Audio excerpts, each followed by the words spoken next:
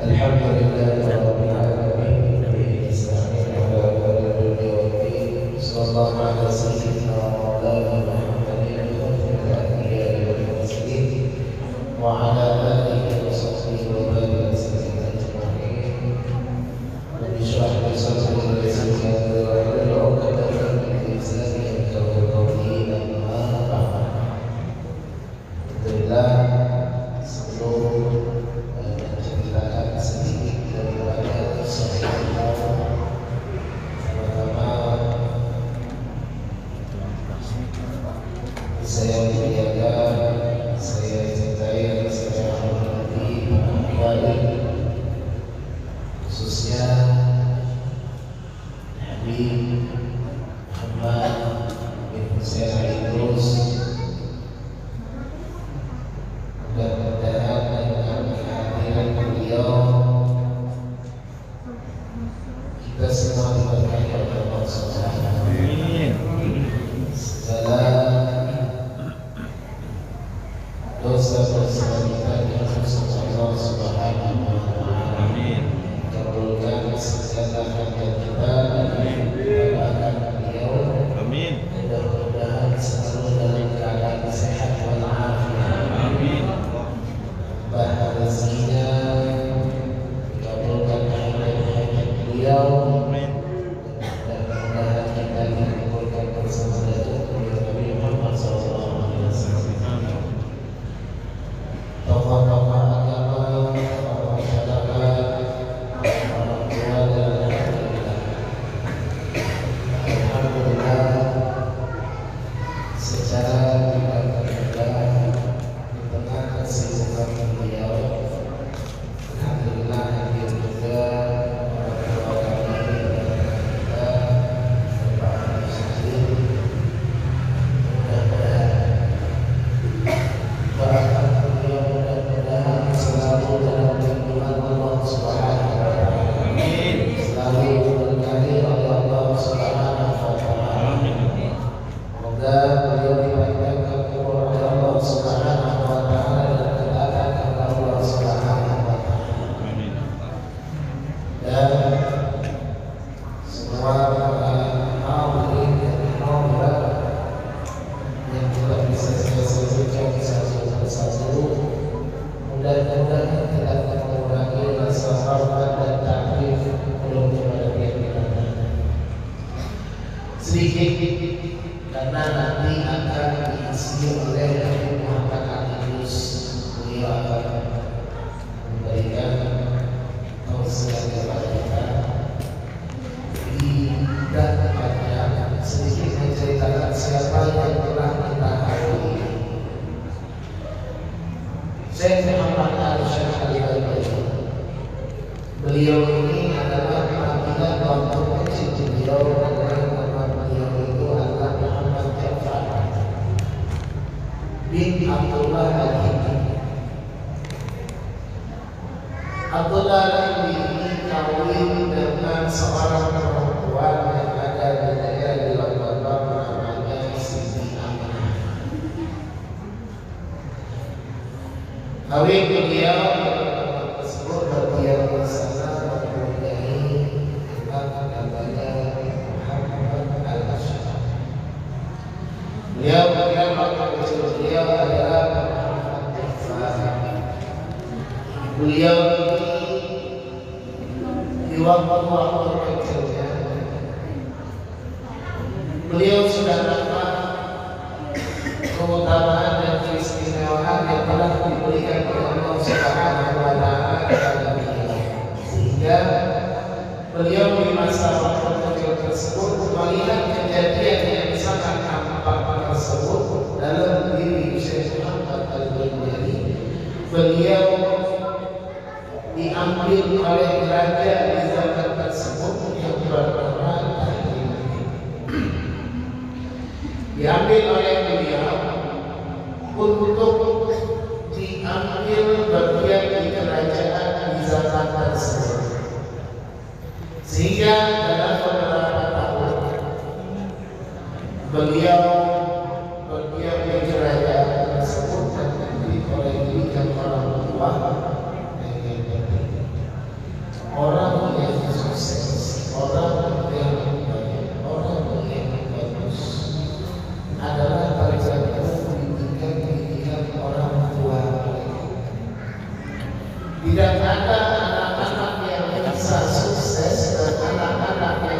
bisa menjadi anak yang baik kecuali terlebih karena didikan orang tua yang luar biasa. Para ulama-ulama terdahulu mereka mendapatkan yang namanya keutamaan karena mereka adalah dulu dididik oleh orang tua. Al-Habib Abdul Qadir bin Ahmad di Jeddah untuk disahkan beliau. Diceritakan beliau itu di waktu kecil, beliau selalu diajarkan oleh orang tuanya bangun dibangungi orang tuanya, orang tua beliau dibangunkan jam 3 atau jam 4 pagi. Untuk apa dibangunkan? Supaya terbiasa. Dibangunkan ketika beliau umur 3 sampai 4 tahun dan beliau disuruh mengatakan Allahu a'lam, Allahu syahid, Allahu nadirun. Dibangunkan di waktu kecil cuma hanya mengucapkan itu, Allah adalah yang selalu menyaksikanku, yang selalu melihatku dan selalu melindungi dan selalu bersama. 3 kali diulang mengucapkan itu disuruh tidur. Pernah beliau ketika beliau di waktu kecil, kan kalau anak di waktu kecil disuruh sholat di masjid, betul datang ke masjid, tidak, tapi tidak tahu setelah itu nanti mainnya di sana apa yang lain sebagainya. Habib Abdul Qadir beliau itu waktu kecilnya ketika beliau disuruh namanya untuk sholat di masjid karena mengetahui pahala sholat berjamaah di masjid sangat luar biasa. Jadi dibiasakan beliau diberikan 10 tahun untuk sholat di masjid. Ketika beliau sholat di masjid, kebetulan karena beliau adalah sholat yang terpandang di daerah tersebut, orang yang alim yang sangat luar biasa. Beliau sholat ketika ditanya di rumah yang berkata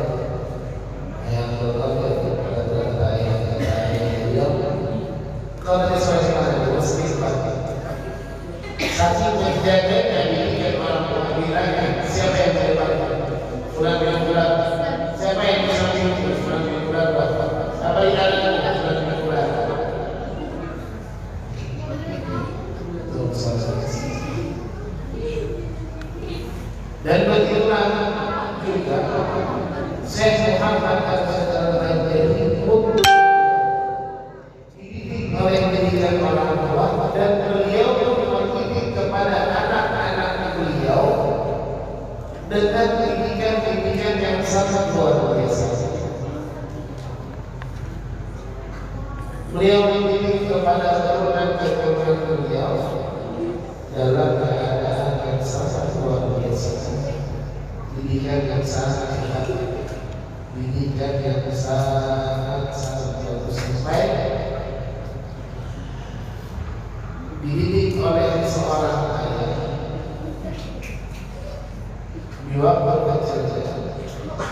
Beliau mempunyai keutamaan sampai ketika di rumah kerajaan beliau itu pernah terangkat kepada beliau sebanyak 1,5 hektar. Ketika itu berangkat pada beliau dan ketika pada beliau berangkat semua orang-orang yang ada di kerajaan tersebut merasa bagaimana melihat kejadian tersebut. Jadi sudah memiliki banyak keutamaan yang ada keistimewaan yang dalam beliau yang menampakkan pada Allah Subhanahu wa Ta'ala. Terus beliau mempunyai keturunan setelah beliau berumur 30 tahun, beliau dikirim ke Mekah oleh raja di zaman tersebut. Dikirim ke sana belajar di Mekah 30 tahun. belajar di Madinah 5 tahun. Jadi semua beliau belajar selama 35 tahun menuntut ilmu dari Allah Subhanahu wa taala. Dan beliau berangkat ketika itu yang telah berangkat beliau ke sana dan beliau meninggalkan seorang istri dari kerabat kerajaan yang bernama Dajjal. Dajjal itu beliau tinggalkan ketika umur 30 tahun dalam keadaan hamil. Jadi ibu istri sedang pulang-pulang dari Mekah, anak sudah kawin. Nah, keturunan beliau dari itu ada yang bernama Syarifah, yang bernama Usman, dan turunan beberapa keturunan beliau. Syekh Muhammad Al-Syekh yang ada di Padang. Yang kedua Abu Talha yang ada di Tegal. Terus Abu Hamid yang ada di ujung Padang samping. Terus Sa'udi yang ada di Tangerang Kendal. Terus yang terakhir adalah Dato' Ahmad Bayu. 5 keturunan beliau. Yang kalau ini beliau yang ada 9 yang ada sebanyak 41. Nah, beliau sahabatnya yang menekankan sebab beliau pulang daripada belajar di kota Mekah dan Madinah selama 35 tahun. Beliau itu menekankan dan pembelajaran dakwah bid'ah, dakwah bil lisan. Jadi beliau menekankan dakwah bid'ah dalam keadaan dakwah bil lisan dalam keadaan lisan atau qadar, dan dakwah bil kitabah dengan tulisan. Ini banyak karangan sendiri dan hal dalam dakwah secara keadaan hal dan dalam keadaan lisan. Mungkin dipersingkat saja karena waktu sudah malam. Mudah-mudahan karena ada itu sahih adalah satu amal dan manfaat. Jika kita menceritakan daripada mana kita tahu cerita-cerita orang soleh, Allah Subhanahu wa taala memberikan rahmat tersebut bagi orang yang mendengarkan dan orang yang ambil dan orang yang mencintai daripada orang-orang yang soleh yang mencintai. Mudah-mudahan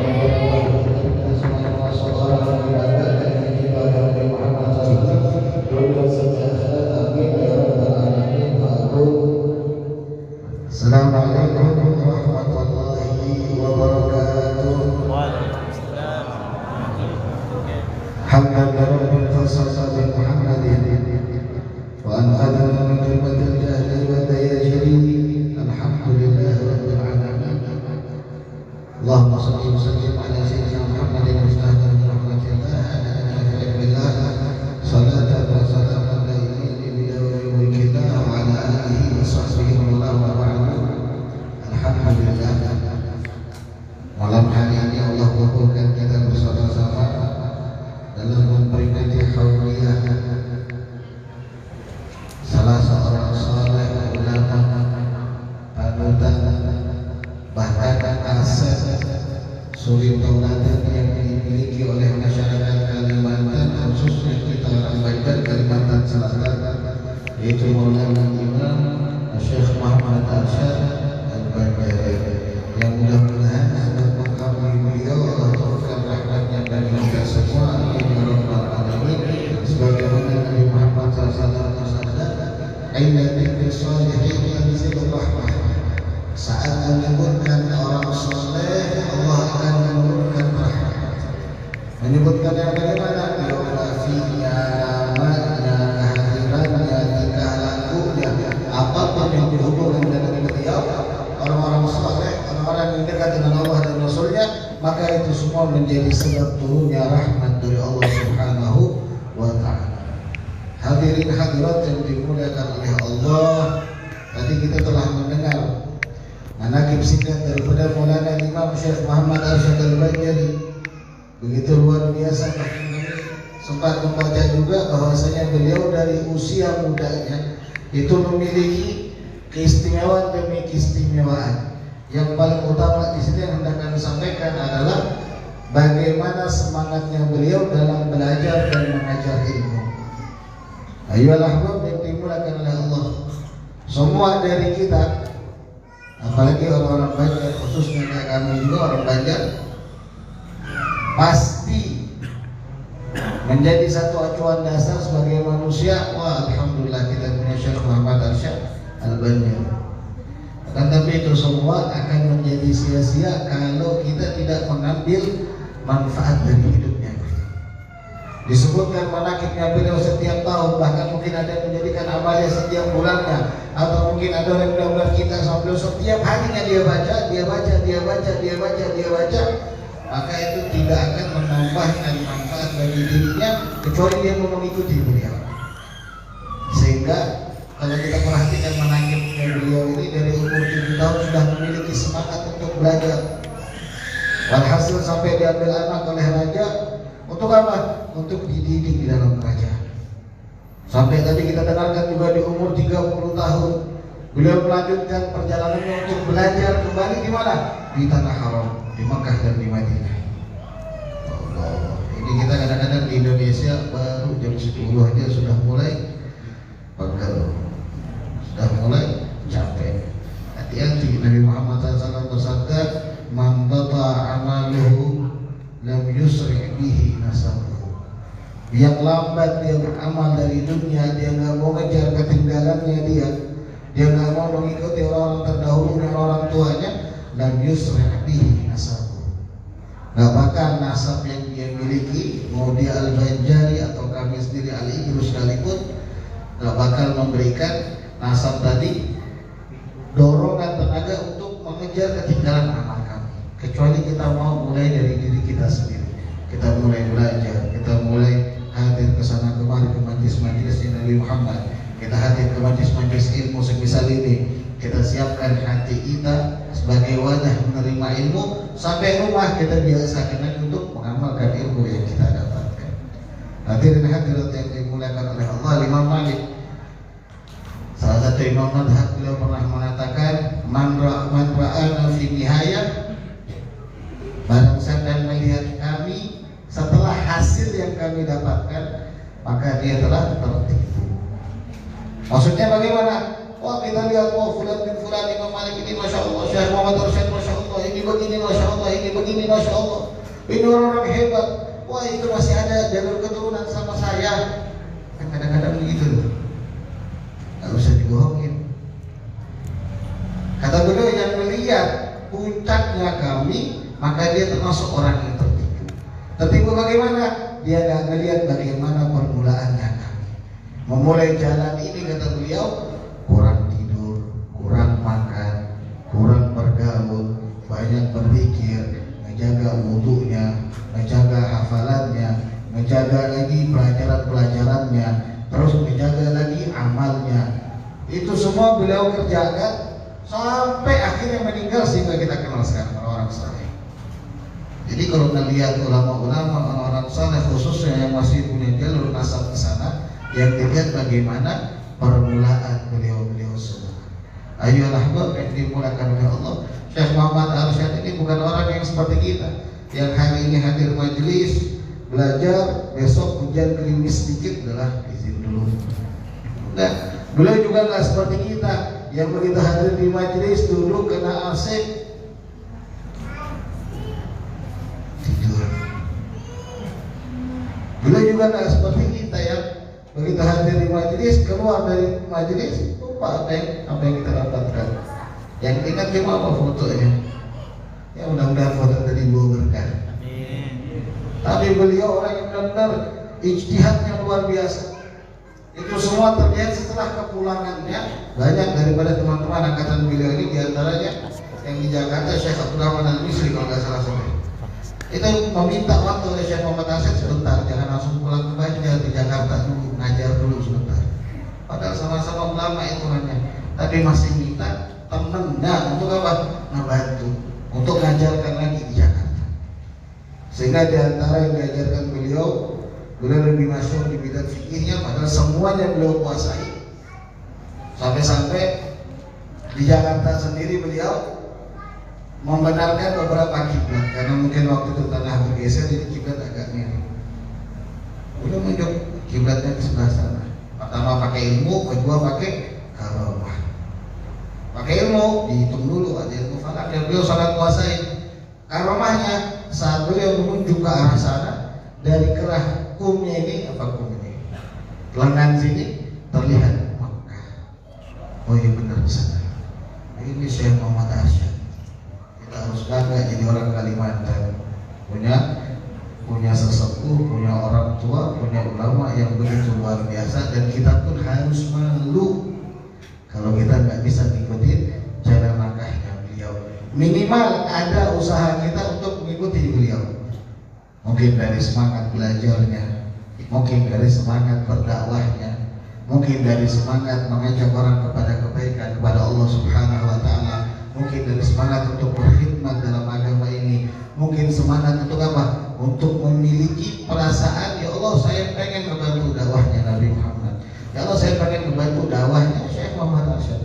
Ini semangat yang mesti kita tanamkan. Karena orang-orang yang demikian setiap saatnya mereka diberikan oleh Allah Subhanahu wa taala pilihan.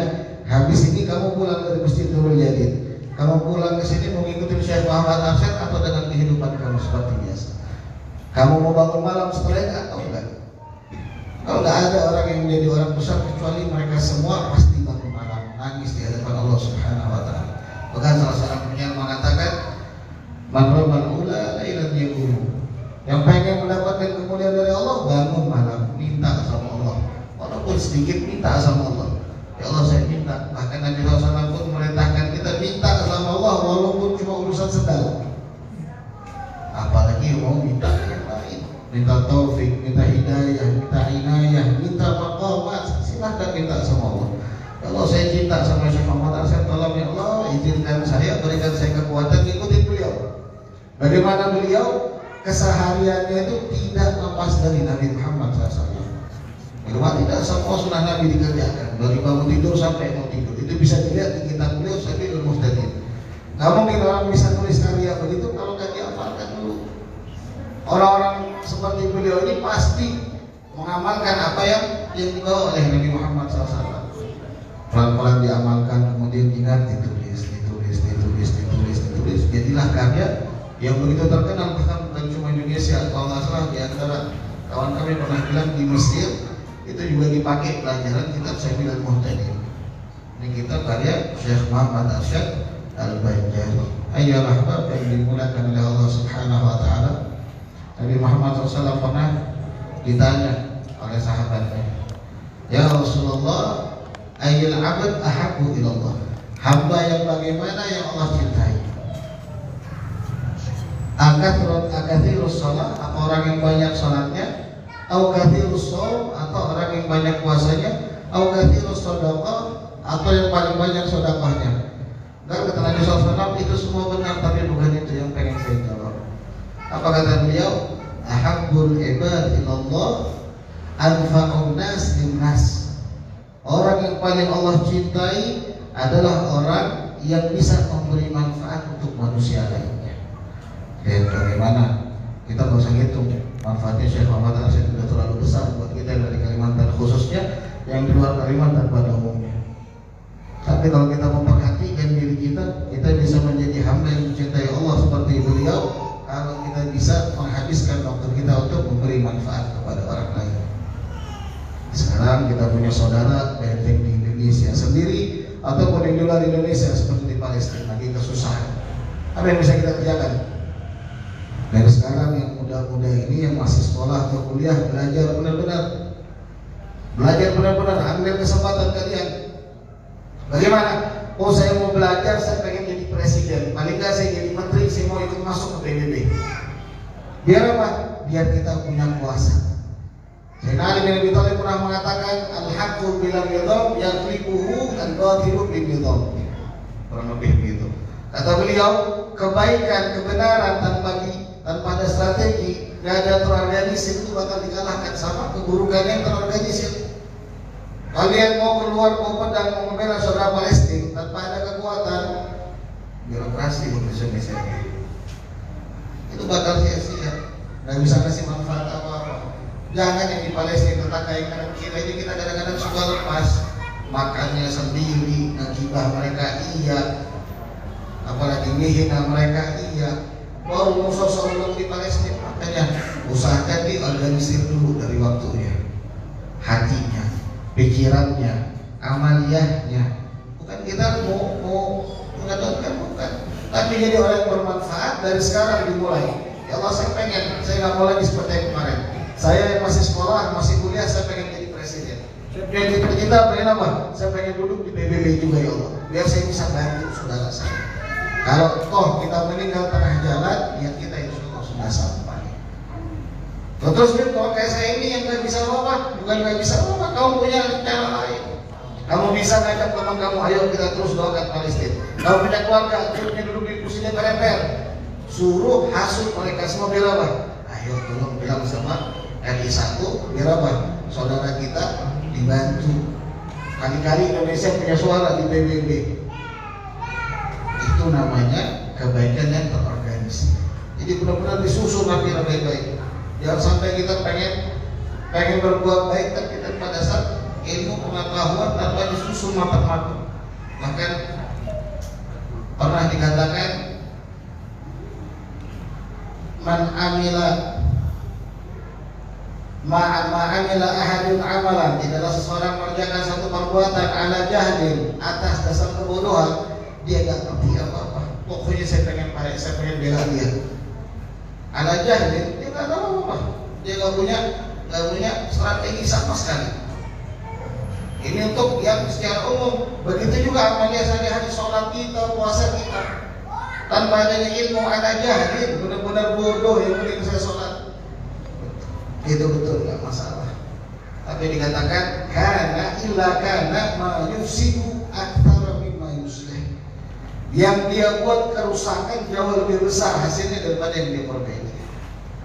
Jadi penting kita dari sekarang mulai ikutin jejak pendahulu kita. Belajar, ngajar, belajar ilmu agamanya Allah, belajar kepedulian sosial, belajar lebih tinggi lagi, belajar terus sambil mengajarkan, sambil mengingatkan, sambil mengajak orang lain. Coba kira-kira nih, seumpama ini adalah anak kecil udah jadi anak soleh semua. Kedepannya 10 tahun ke depan mereka yang jadi duduk di kursi menteri Parlemen Indonesia, semuanya mereka yang kuasain. Kira-kira bisa diatur kan? Bisa, orang-orang kita sendiri. Kita bisa tahu, oh bulan bin bulan nanti saya telepon biar dia bantu apa itu pengungsi, biar dibukakan lagi, biar seumpama corona udah nggak apa-apa di masjid, nggak usah pakai jarak lagi. Ini kita kan dibuat hakim gara-gara apa? Kita nggak punya kekuatan, cuma bisa teriak di sosmed, cuma bisa ngumpul di jalanan. Sama mereka ditutup sosmed, selesai. Nggak ada lagi suara kita. Tapi kalau kita siapkan nih yang kecil-kecil, kita jadikan mereka bibit-bibit di masa depan. Mereka jadi bakal calon pemimpin, bakal jadi seperti orang sekelas Syekh Muhammad Arsyad. Orang kalau punya ilmu bakal didengar ucapannya. Nggak mungkin Sultan Banjar ngambil beliau dan dengarkan ucapan beliau kalau beliau orang bodoh. Nggak mungkin kan? Kalian tuh nggak bakal dengarkan ucapannya kalau kalian bilang Habib nggak pernah mondok, nggak pernah belajar, nggak bakal didengerin. Tapi kalau pernah belajar, dia punya kapasitas dalam dirinya, semuanya bakal dengerin. Semuanya bakal nurut dianak-anaknya. Maka Imam Syafi'i pernah mengatakan, "Man arada dunya fa alaihi bil ilm." Yang pengen dunia pakai ilmu. Man arada al-akhirah fa alaihi bil ilm. Yang pengen akhirat juga pakai ilmu. Man arada huma fa alaihi bil ilm. Yang pengen dua-duanya, pengen dunia, pengen akhirat, pakai ilmu. Contoh, orang kerja kasar sama kerja cerdas. Maaf. Kira-kira tukang beca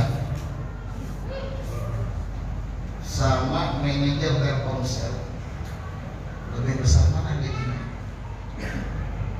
Kira-kira aja. Manajer. Hah? Manajer. Tukang beca atau manajer Telkomsel? Manajer. Manajer Telkomsel.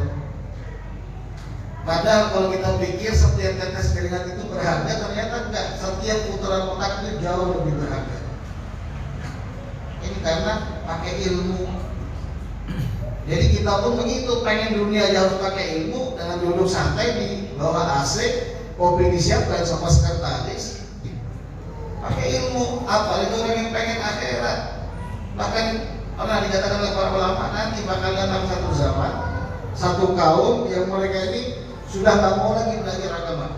Mereka sudah nggak mau lagi duduk sama ulama. Yang mereka mau cuma sholat sama puasa sampai kering kulit mereka, sampai kering daging mereka, tinggal tulang sama kulit.